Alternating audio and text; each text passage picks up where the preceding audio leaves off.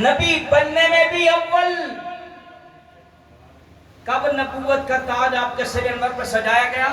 مشکات شریف میں حدیث پاک ہے. جب عرض کیا گیا متی وجبت لک النبوہ، یا رسول اللہ صلی اللہ علیہ وسلم آپ پر نبوت کب لازم ہوئی، آپ کو نبوت کب عطا ہوئی؟ فرمایا کنت نبیا وآدم بین الماء والطین، میں اس وقت بھی نبی تھا جب کہ ابھی آدم علیہ السلام مٹی اور پانی کے درمیان میں تھے. کیا مطلب؟ ابھی آدم بھی نہیں بنے تھے، میں اس وقت بھی نبی تھا. اللہ اکبر یا رسول اللہ یا علی زندہ باد زندہ باد زندہ باد زندہ باد زندہ باد زندہ باد. صلی اللہ علیہ وآلہ وسلم نبی پاک صلی اللہ علیہ وسلم نے وقت نہیں بتلایا کہ میں فلاں وقت میں، فلاں سال میں، فلاں مہینے میں نبی بنایا گیا. آپ نے بس اتنا کہہ دیا، اتنا جان لو ابھی آدم بھی نہیں بنے تھے، میں اس وقت بھی نبی تھا.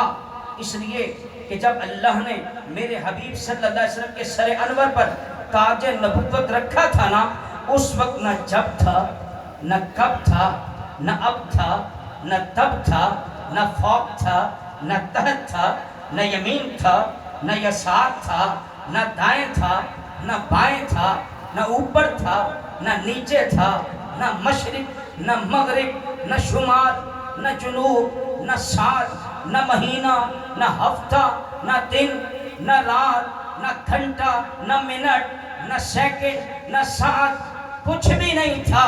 یا خدا تھا یا مصطفیٰ تھا. سبحان اللہ یا خدا تھا یا مصطفیٰ تھا.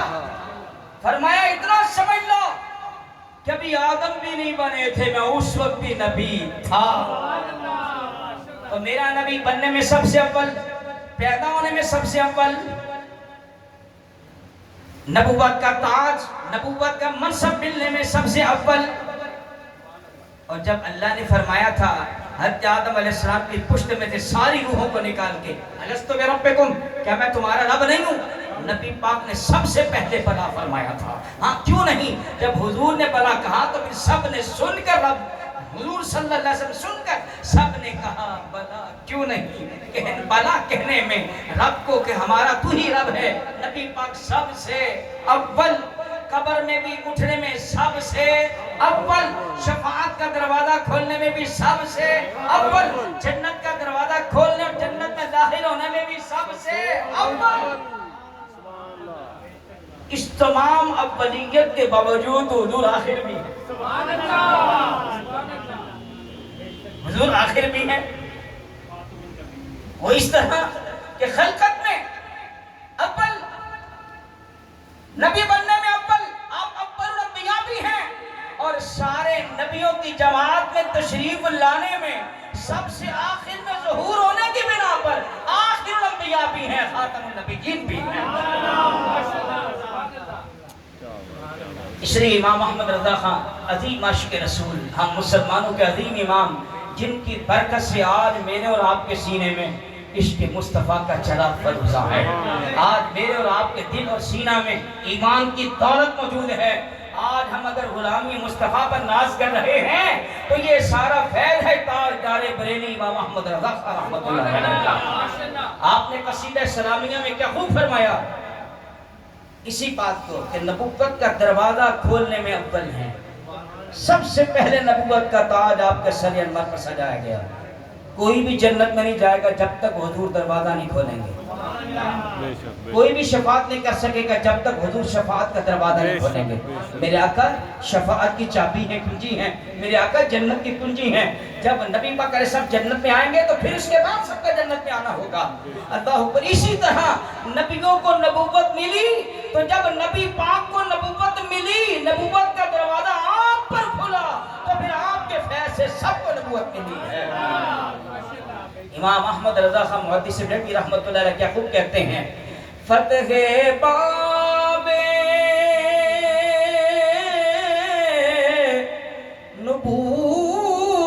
نبوت پہ بے درود ختم دور رسالت پہ لاکھوں سلام مصطفیٰ جان رحمت پہ لاکھوں سلام شمع بز میں ہدایت پہ لاکھوں سلام۔ تو نبی بننے میں سب سے اول نبوت کا دروازہ آپ پر کھولا گیا، فتح باب نبوت آپ ہیں، اور رسالت و نبوت کا آپ پر اختتام کر دیا گیا، ختم نبوت کا تاج بھی آپ کے سر انور پہ سجا دیا گیا۔ جبھی تو ہم کہتے ہیں، نعرہ لگاتے ہیں، تاجدار ختم نبوت، تاجدار ختم نبوت، تاجدار ختم نبوت صلی اللہ علیہ وآلہ وسلم۔ فتح باب نبوت پہ بہت درود، ختم دور رسالت پہ لاکھوں سلام۔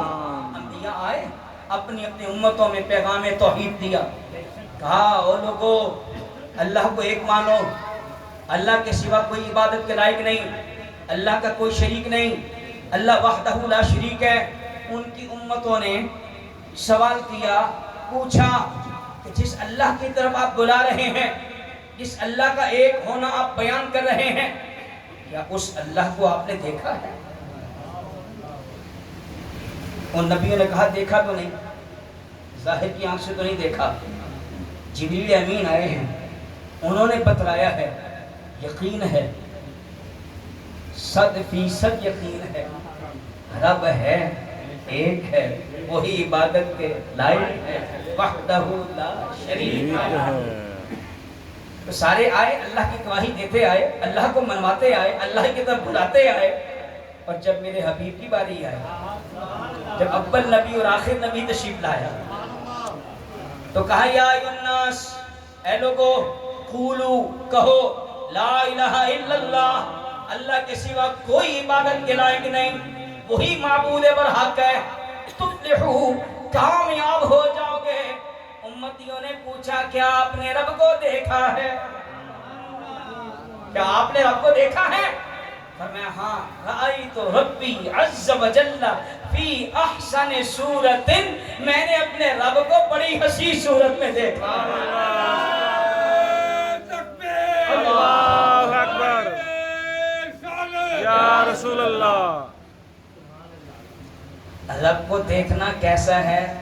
ہم تو اس راہ کے مسافر ہی نہیں ہیں نا، وہ پنجابی میں کہتے ہیں راہ پہ جانے دے باپ پہ جانے دے، ہم تو اس راہ کے مسافر ہی نہیں۔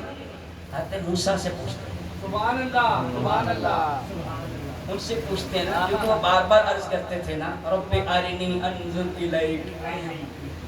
کلیم اللہ ہے نا، کلیم اللہ کا مطلب کہ اللہ سے کلام کرنے والا۔ اللہ سے کلام میں اتنی لذت تھی، اتنی لذت تھی، اتنا کیف تھا، اتنا ذوق تھا، دل میں بار بار آتا تھا جس کے کلام میں اتنی لذت ہے، دیکھنے میں کیسا لطف ہوگا۔ رہ نہ سکے، 9 مرتبہ عرض کیا، 9 مرتبہ عرض کیا، رب ارنی انظر الیک، یا اللہ اپنا دکھا، میں تجھے دیکھنا چاہتا ہوں۔ تو آگے سے اللہ نے یہ نہیں فرمایا لن ترا، مجھے دیکھا نہیں جا سکتا، مجھے ہرگز کوئی نہیں دیکھ سکتا، نہیں کہا لن ترانی، تو مجھے ہرگز نہیں دیکھ سکے گا۔ لیکن چونکہ کلیم اللہ ہے، نعرہ تکبیر، اللہ اکبر، نعرہ رسالت، یا رسول اللہ، نعرہ رسالت، یا رسول اللہ، نعرہ حیدری، یا علی، تاجدار ختم نبوت، زندہ باد، زندہ باد، تاجدار ختم نبوت، زندہ باد، زندہ باد، تاجدار ختم نبوت، زندہ باد، نعرہ رسالت، یا رسول اللہ، یا رسول اللہ۔ ذرا گرمی بھی محسوس ہو جاتی ہے، اس لیے میں نے تھوڑا پانی کا سلسلہ کیا۔ تو حضرات محترم عرض کر رہا ہوں، 9 دفعہ عرض کیا ہے رب ارنی انظر الیک، جواب آیا لن ترانی، تو مجھے ہرگز نہیں دیکھ سکے گا۔ جب دیکھا کہ کلیم اللہ میرا دیدار کیے بغیر رہیں گے نہیں، فرمایا اچھا اگر یہ بات ہے تو ہم اپنی تجلی اس پہاڑ پر ڈالتے ہیں، اگر یہ اپنی فَإِنِ اسْتَقَرَّ مَكَانَهُ، اگر یہ اپنی جگہ پر قائم رہا فَسَوْفَ تَرَانِي، تو ان قریب مجھے دیکھ لے گا۔ فَلَمَّا تَجَلَّى ربه للجبل جعله دكا وخر موسى صعقا وخر موسى صعقا. اور جب اللہ تبارک و تعالیٰ نے اپنی تجلی پہاڑ پر ڈالی، جعلہ دکا، ریزہ ریزہ، چورا چورا سرما ہو گیا، اور حضرت موسیٰ کلیم اللہ علیہ نبینا علیہ السلام تجلی کی تاب نہ لا کے بے ہوش ہو کے زمین پہ تشریف لے آئے. 3 دن بے ہوش رہے. فلما افاقا، جب افاقہ ہوا، ہوش میں آئے. قرآن پاک پڑھ رہا ہوں، نما پارا جا کے پڑھ لیجئے گا. فلما افاقا، جب افاقہ ہوا، ہوش میں آئے. قال سبحانک، عرض کی باقی ہے تجھے، انی تبت الیک، اب میری توبہ، میں نہیں کہوں گا اپنا آپ دکھا. انی تبت الیک، میں تیری بارگاہ میں رجوع کرتا ہوں. اللہ اکبر. اللہ کو دیکھنا کوئی گناہ نہیں ہے. پتہ چل گیا توبہ ہر غلط کام پر نہیں ہوتی، میری تیری توبہ گناہ پر ہے. انبیاء کی توبہ درجات کی بلندی کے لیے ہے. بعض لوگ کہہ دیتے ہیں دیکھو جی نبی پاک بھی 70 دفعہ استغفار کرتے تھے. بعض جن کو ذہنوں میں نبی پاک کی عظمت کو سمجھتے ہیں کہ شاید ہم سے بھی گناہ ہو جاتے ہیں، شاید نبی پاک سے بھی ہو جاتے ہوں گے. سنو، حضور داتا صاحب رحمت اللہ علیہ نے کشف المحجوب شریف میں فلما افاقا قال سبحانک تبت الیک، یہی آیت پاک نقل فرما کے بتلایا انبیاء کا مقام اور ہے، ہم گناہگاروں کا مقام اور ہے. ہم تو حضور داتا صاحب کی شان کو نہیں پہنچ سکتے. ہر بندہ یہ نہ سمجھے کہ نبی پاک علیہ السلام استغفار فرماتے تھے شاید تو گناہ ہو جاتے تھے. نہیں، ایک تو ان کا استغفار کرنا تعلیم امت کے لیے تھا، اور دوسرا درجات کی بلندی کے لیے. حضور داتا صاحب رحمت اللہ علیہ فرماتے ہیں کہ ضروری نہیں ہے کہ توبہ جو ہے وہ استغفار یہ کوئی گناہ پر ہوتا. فرمایا جب استغفار کیا جاتا ہے اللہ تعالیٰ انبیاء اور اولیاء کا مقام جب بلند کرتا ہے تو اپنے پچھلے مقام کو دیکھتے کہتے ہیں میں اس مقام پر تھا، پھر استغفار کرتے ہیں، رب اس سے بھی اوپر والا مقام عطا فرما دیتا ہے. یہ ہے ان کا استغفار کرنا. تو بہرحال حضرات محترم عرض کیا میں تجھے نہیں دیکھ سکتا، میں اب عرض نہیں کروں گا کہ میں تجھے دیکھوں. سنیں، اللہ نے صفاتی تجلی، کون سی صفاتی تجلی کوہ طور پہاڑ پر ڈالی. کوہ طور پہاڑ، کوہ طور، کوہ کا معنی بھی پہاڑ ہی ہے، طور پہاڑ، ریزہ ریزہ، چورا چورا سرما ہو گیا. حضرت موسیٰ کلیم اللہ علیہ نبینا علیہ السلام تاب نہ لا کر بے ہوش ہو کے زمین پر تشریف لے آئے. اور نبی پاک فرماتے ہیں جب میں رب کو دیکھ رہا تھا تو مسکرا رہا تھا. اللہ تعالیٰ ارشاد فرما رہے ہیں ما زاغ البصر وما طغى، نہ آنکھ پھری ہے نہ حد سے باہر ہوئی ہے. اس لیے اعلیٰ حضرت شاہ امام احمد رضا خان محدث بریلوی رحمت اللہ علیہ نے کیا خوب کہا، کس کو دیکھا یہ موسیٰ سے پوچھے کوئی. اللہ کو دیکھنا کیسے ہی حضرت موسیٰ سے پوچھئے. کن سے پوچھئے؟ حضرت موسیٰ علیہ نبینا علیہ السلام سے. کس کو دیکھا یہ موسیٰ سے پوچھے کوئی. اور حضرت سید محبوب اختر حامدی رحمت اللہ علیہ نے کیا خوب تسبیح باندھی، فرق مطلوب و طالب میں دیکھے کوئی. حضرت موسیٰ طالب ہے، نبی پاک حبیب اللہ مطلوب ہے. کلیم وہ ہوتا ہے جو کوہ طور پر چل کر آتا ہے، 40 دن کا چلہ لگاتا ہے، رب سے کلام کرتا ہے. جب کلام میں لذت پاتا ہے تو ہاتھ اٹھا دیتا ہے، عرض کرتا ہے رب ارنی انظر الیک، اے اللہ مجھے اپنا آپ دکھا، میں تجھے دیکھنا چاہتا ہوں.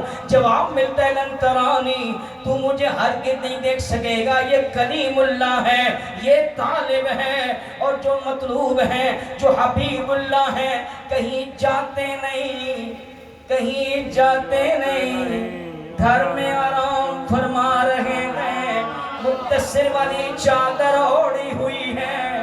رب جبریل جبریل امین کو بھیجتا ہے، اکیلا نہیں 70,000 فرشتے بھیجتا ہے، اور فرماتا ہے خبردار میرے حبیب کو آواز دے کے جگانا نہیں، کندھا پکڑ کے ہلانا نہیں۔ سبحان اللہ، یہ تیرے کافوری لب ہم نے بنائے کس لیے ہیں؟ قبل قدمین، ان ہونٹوں سے میرے نبی کے قدموں کو بوسا دینا، جب تیرے ہونٹوں کی ٹھنڈک سے جاگے گا تو ہمارا پیغام سنا دینا۔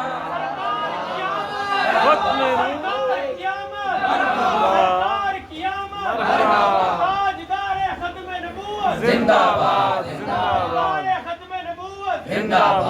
زندہ باد۔ نبی رحمت صلی اللہ علیہ وسلم کے پاس آتے ہیں، حضرت جبریل امین آتے ہیں، فرمان ذیشان کے مطابق دیکھا اوپر تو اتنا آسمان سجایا گیا، جنتوں کو سجایا گیا ہے، فرش عرش کو سجایا گیا ہے، اتنا اہتمام، اتنا اہتمام۔ اور سنیو، خوش نصیب ہو، حضور کا آنا بھی مانتے ہو، حضور کا جانا بھی مانتے ہو، میلاد بھی مانتے ہو، معراج بھی مانتے ہو۔ ہم نبی پاک کو تمام تر شانوں کے ساتھ مانتے ہیں۔ یہ آسمان پھر کیوں سجایا جا رہا ہے، آواز آئی کوئی مہمان بلایا جا رہا ہے، کوئی مہمان بلایا جا رہا ہے۔ اوپر اتنا اہتمام، جس کو بلانے کے بندوبست ہو رکھے گئے، وہ کملی والا مزمل کی کملی اوڑے اور روم فرما کیا ناز ہے، کیا انداز ہے۔ وہ حبیب پیارے ساری رات جا کے عبادت کرتے، قیام فرماتے، حتیٰ تورمت قدمہ ہو، اتنا لمبا قیام کے پائے مبارک، ایڑیوں مبارک میں ورم آ جاتا۔ وہ جو ساری رات جا کے عبادت کرتے ہیں، آج محبوب کے عجب انداز ہیں، آج سوئے ہوئے ہیں، محبوبوں کے عجب انداز آج سوئے ہوئے ہیں۔ عرش کو سجایا گیا، آسمان سجائے گئے، حور و غلمان کو سجایا گیا، جنتوں کو سجایا گیا۔ کہا کیا آج کو سجایا جا رہا ہے؟ ایک تو اس وقت سجایا جب تیرا حبیب آیا تھا، جب میلاد ہوا تھا، آج کو سجایا گیا۔ فرمایا زمین کو بھی شرف دیا ہے، اب تمہیں بھی آسمانوں کو بھی شرف دینا ہے، تاکہ یہ عرش بھی میرے نبی کے قدم کے بوسے لے۔ ان کو بلایا جا رہا ہے، لیکن آج محبوب کے عجب انداز ہیں، سو رہے ہیں۔ حضرت جبریل امین نے قبل قدمہ کے مطابق قدموں کو جب بوسا دیا، نبی پاک علیہ السلام نے آنکھیں کھولی، دیکھا جبریل امین ہے۔ فرمایا کیسے آنا ہوا؟ عرض کیا ان ربک لیشتاق الیک یا رسول اللہ۔ اللہ فرماتا ہے پیارے کلیم میرا مشتاق تھا، میں تیرا مشتاق ہوں۔ دور اور معراج کے قصے سے ہوتا ہے عیاں، اپنا جانا اور ہے ان کا بلانا اور ہے۔ فرد مطلوب و طالب میں دیکھے کوئی، قصہ دور و معراج سمجھے کوئی بے ہوش جلووں میں گم ہے کوئی، کس کو دیکھا یہ موسیٰ سے پوچھے کوئی، آنکھ والوں کی ہمت پہ لاکھوں سلام۔ والاول والآخر، میرے آقا کریم صلی اللہ علیہ وسلم خلقت میں، نبی بننے میں سب سے اول اکبر الانبیاء ہیں، اور تشریف لانے میں نبیوں کی جماعت میں سب سے آخر ہیں، آخر انبیاء ہیں، خاتم النبیین ہیں۔ نبی پاک علیہ السلام سے جب پوچھا رأیت ربی عز و جل فی احسن صورت، جب پوچھا گیا کہ آپ نے رب کو دیکھا ہے، کہا میں نے اپنے رب کو بڑی حسین صورت میں دیکھا۔ گواہی مکمل ہو گئی، اب کسی اور نئے نبی کے آنے کی تو باقی نہ رہی، اس لیے آسمان سے فتویٰ جاری ہو گیا۔ ما كان محمد أبا أحد من رجالكم ولكن رسول الله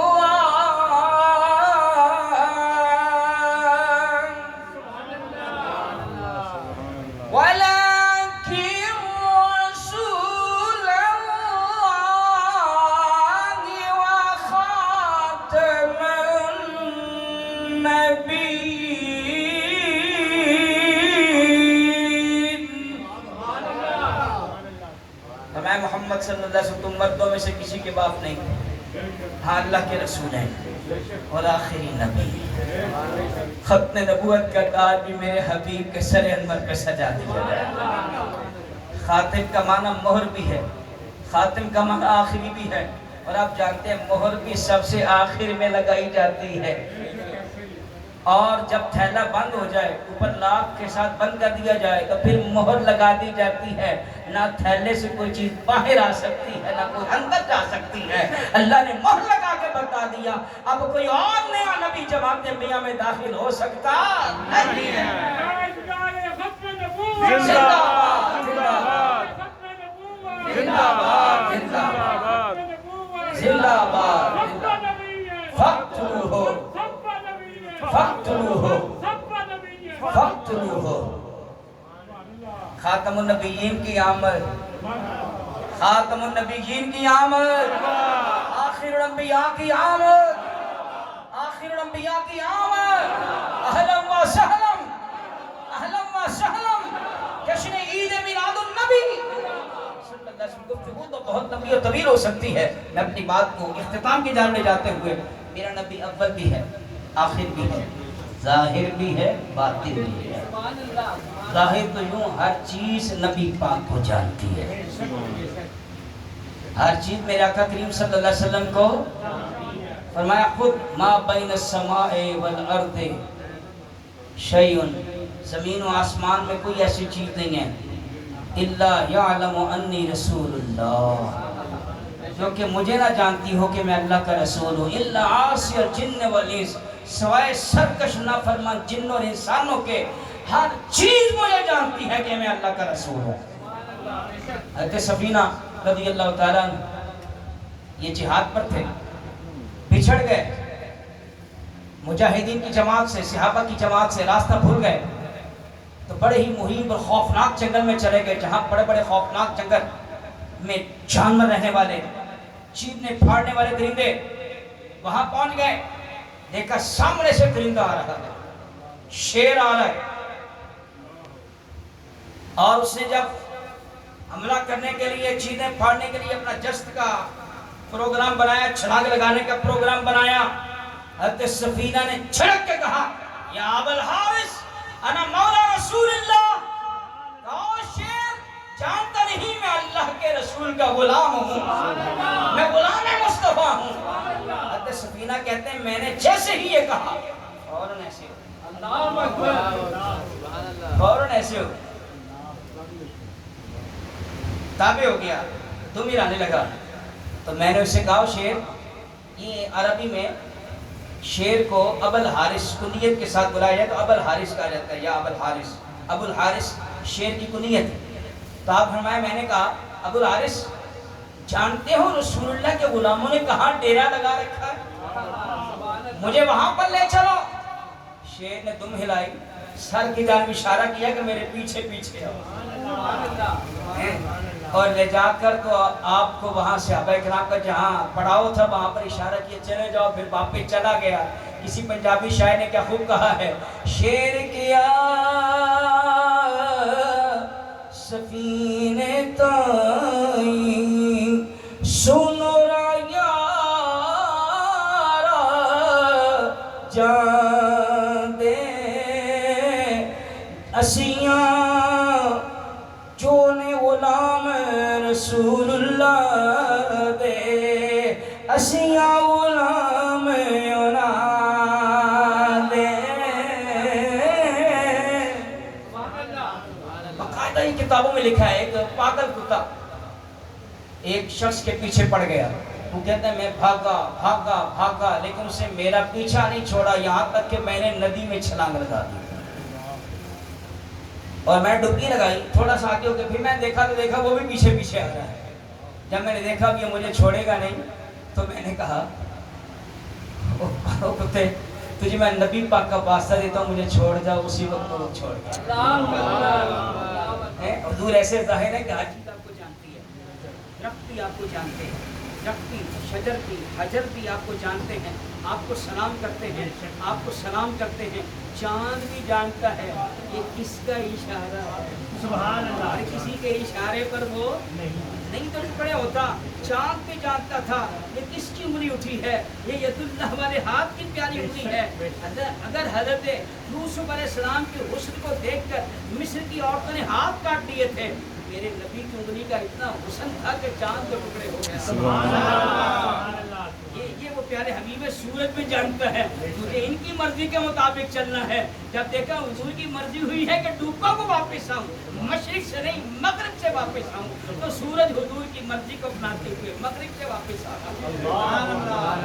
یوں ظاہر ہے کہ سب کو ظاہر ہونے کے باوجود باطن بھی کیا ہے۔ حضرت صدیق اکبر کی عظمت کو قربان جاؤں، بچپن کے ساتھی، لڑکپن کے ساتھی، جوانی کے ساتھی، بڑھاپے کے ساتھی، حضر کے ساتھی، سفر کے ساتھی، دن کے ساتھی، رات کے ساتھی، مکہ میں ساتھی، ہجرت میں ساتھی، غار ثور میں ساتھی، مدینہ میں ساتھی، مزار میں بھی ساتھی۔ ایسا ساتھ کیا بات ہے۔ اور اللہ تبارک و تعالیٰ نے